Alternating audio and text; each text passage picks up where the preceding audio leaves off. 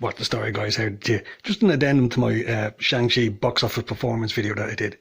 It's heading towards 9:30 here in Ireland on Monday night, and it does look like everywhere else seems to perform just as well as my local cinema, because Shang Chi did very well this weekend. The reportage on it, though, had been a little bit mixed, because a lot of people were factoring in estimates that were supposed to happen today. So that's why you might have seen articles saying that it pulled in 140 million. And as you can see on the screen there, like Forbes actually had that headline there. But that's actually coming from is that they expected more money to be done, well, they're actually including pre-sales that were done on Sunday for today. And they didn't materialise.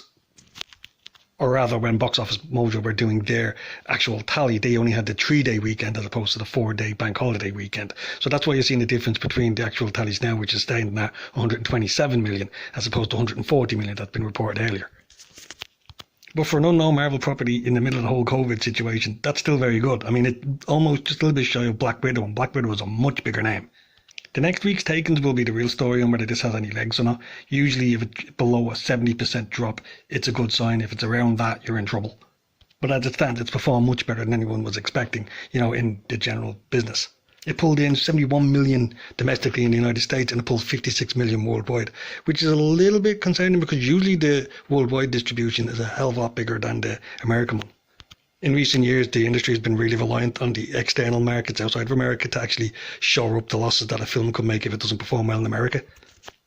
But that could be down to the fact that there might be more markets for it to go into abroad. And as far as I know, it's not getting released in China. So the fact that it's almost on par with how it performed in the States is a good sign for it.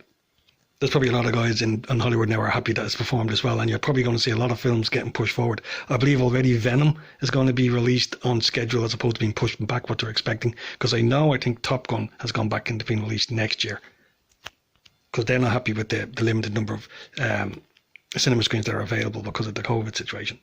So there's probably a lot of suits really happy with this performance.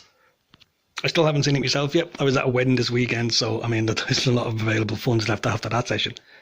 I'm still a bit ropey from how I felt after 2 days later. So I'll probably go see it during the week.